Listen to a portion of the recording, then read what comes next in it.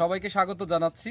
আসলে বাংলাদেশ কৃষি সমৃদ্ধশালী দেশ। এদেশের মাটিতে কিন্তু সব ধরনের ফসল চাষ করা সম্ভব এবং বর্তমান সময়ে ডিজিটাল হওয়ার কারণে কৃষকরাও কিন্তু অনেকটাই ডিজিটাল পদ্ধতি অবলম্বন করে চাষ করছে। আজকে আমি যেখানে দাঁড়িয়ে আছি এটা গ্রীষ্মকালীন টমেটোর একটি প্রজেক্ট, যেখানে অসময়ে টমেটো ধরবে এবং যেটি 60 দিনের ভিতরেই এখানে ফল শেষ হবে এবং বাজারজাত করতে পারে বলে আমরা জানতে পেরেছি কৃষক পর্যায় থেকে। তবে আমি যদি আপনার মাধ্যমে যে সমস্ত দর্শক আছে দেখাই যে টমেটো আসলে এখন কিন্তু টমেটোর সময় না।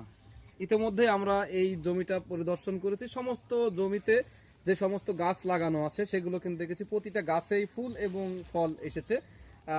আর মাত্র কয়েক দিনে পরেই কিন্তু এই সমস্ত ফলগুলো কিন্তু বাজারে বিক্রয় করা হবে বলে তারা জানিয়েছেন।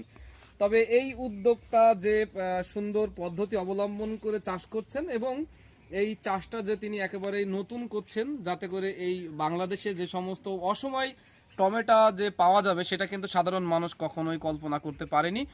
সেটা কিন্তু এই তরুণ উদ্যোক্তা আসলে সফলতা পাবে বলে ধারণা করছে। তো আমরা তার এই টমেটো চাষের পিছনের গল্প শুনবো এবং আপনাদের শোনাবো। আপনি কেমন আছেন? আলহামদুলিল্লাহ ভালো আছে। আপনি কেমন আছেন?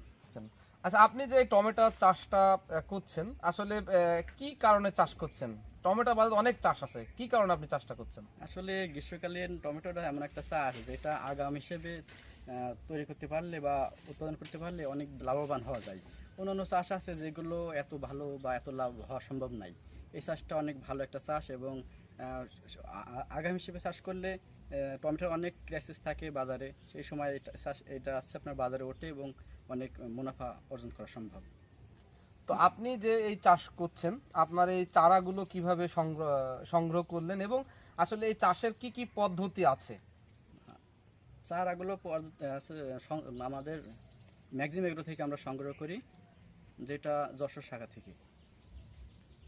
তো এখানে আপনাদের কৃষি অফিস থেকে কিভাবে সহযোগিতা করছে? হ্যাঁ, কৃষি অফিস থেকে তো আমাদের সার্বক্ষণিক সাহায্য সহযোগিতা করে থাকে আমাদের উপসহকারী কৃষি কর্মকর্তা মোহাম্মদ ইয়াসিন আলী ভাই। উনি খুব ভালো একজন মানুষ এবং আমাদের সার্বক্ষণিক পরামর্শ দিয়ে থাকেন কোন কোন রোগ লাগলো, কী কী বিষয়ে কি। তার সাথে কথা বললে সে সর্বক্ষণিক মাঠে আসে, পরিদর্শন করে এবং রোগ সম্পর্কে আমাদের আছে সঠিক পরামর্শ এবং ট্রিটমেন্টের বিষয়ে অবগত করেন। এবং বেশি পোকা বা কোনো কিছু লাগলে সেইগুলো নিয়ে গিয়ে পরীক্ষা মাধ্যমে কি পোকা বা কি ট্রিটমেন্ট দেওয়া যায় সঠিক পরামর্শ দিয়ে থাকেন। আচ্ছা, আপনারা যে এই টমেটো চাষ করছেন, এখানে আমরা দেখেছি টমেটো চাষে বাঁশের ব্যবহার এবং সুতুলির ব্যবহার করা হয়েছে। আসলে এইটা কি কারণে করছেন? আর এই যে চাষটা করছেন আপনার কাছে কেমন মনে হচ্ছে? আসলে কি আপনি চাষে লাভবান হবেন বলে মনে করছেন? এটা বাঁশের ব্যবহার বলতে, এটা তো টমেটো গাছ অনেক বড় হয়। এটা বাঁশ এবং দড়ি না দিলে গাছটা আপনার হেলে যাবে। বাঁশ এবং দড়ি দিলে আপনার সহসায় এটা হেলবে না এবং গাছটা পুরোপুরিভাবে লতানোর মতন বড় হবে। এবং এই চাষটা, হ্যাঁ, আমি সঠিক মনে করি যে এটা লাভবান হওয়া সম্ভব, কারণ গ্রীষ্মকালীন টমেটোর বাজার দর সবসময় ভালো থাকে। তো আশা করা যায় আমরা অনেক ভালো একটা লাভবান হওয়ার সম্ভাবনা আছে। আপনারা শুনলেন আসলে যে উদ্যোক্তা তিনি কিন্তু অনেক সুন্দরভাবে বললেন যে আসলে তিনি যে চাষটা করছেন এই চাষটা আসলেই লাভজনক চাষ হবে, কারণ অসময় টমেটো কিন্তু আমরা পেয়ে যাবো এবার থেকে, যেভাবে উদ্যোক্তারা নিয়েছেন নতুন নতুন। তো আমরা কথা বলবো জীবননগর উপজেলার উপসহকারী কৃষি কর্মকর্তার সাথে, আসলে তিনি কিভাবে কৃষকদের এবং যে তরুণ উদ্যোক্তাদের সহযোগিতা করছেন সে বিষয়ে আমরা তার সাথে কথা বলবো। তো আপনি যে এখানে যে টমেটো চাষ হচ্ছে গ্রীষ্মকালীন টমেটো, আসলে এটা তো আমাদের এলাকায় একেবারে নতুন চাষ, সেই হিসাবে আপনি কি মনে করছেন এবং আপনি আপনার পক্ষ থেকে এই তরুণ উদ্যোক্তা বা কৃষকদের কি কি সহযোগিতা করছেন? ধন্যবাদ মিথুন ভাইকে। আসলে আমরা এখানে গ্রীষ্মকালীন যে টমেটো, অসময়ের যে টমেটোটা পাওয়া যায়, সেক্ষেত্রে বাজারের যে প্রচলিত সময় শীতকালে সাধারণত টমেটো আসে, তো এর আগাম হিসাবে আমরা যদি গ্রীষ্মকালে টমেটোটা উৎপাদন করতে পারি, এক্ষেত্রে কৃষক তার কাঙ্ক্ষিত মুনাফার থেকেও বেশি পাচ্ছে, লাভবান হচ্ছে। পাশাপাশি অসময় টমেটো হওয়ার কারণে সবজির চাহিদা যেমন মিটছে, পাশাপাশি আমার পুষ্টির চাহিদাও মিটছে।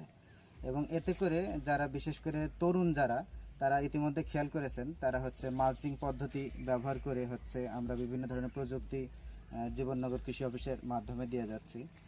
প্রথমে মালচিং ফিল্ম ব্যবহার করার কথা বলছি আমরা, যাতে করে ঘাস এবং অন্যান্য রোগ পোকামাকড়ের আক্রমণ থেকে কিছুটা হলেও রোধ করে। তারপরে হচ্ছে এখানে বিভিন্ন ধরনের পদ্ধতি দেখছেন, এগুলো আমরা সার্বিক সহযোগিতা দিয়ে যাচ্ছি। বিশেষ করে টমেটোর যে রোগ পোকামাকড়গুলো আছে সেগুলো সার্বক্ষণিক আমরা মনিটরিং করে যাচ্ছি, যাতে কোনো অবস্থাতেই হচ্ছে তাদের হচ্ছে কাঙ্ক্ষিত ফলনে কোনো রকম প্রভাব না পড়ে। এবং গ্রীষ্মকালীন টমেটোর সব থেকে বড় যে বিষয়টা সেটা হচ্ছে চাষ করলেই হবে না, এতে কিন্তু একটা হরমোন প্রয়োগ করা লাগে। সেই হরমোনটা সময় মতো যদি স্প্রে না করা যায় তাহলে এর ফুল ফল আসে না। সেক্ষেত্রেও আমরা পরামর্শ দিয়ে যাচ্ছি এবং এই হরমোন প্রয়োগের ফলে কিন্তু দেখছেন আমাদের হচ্ছে ফুল ফল কিন্তু ইতিমধ্যে চলে আসছে।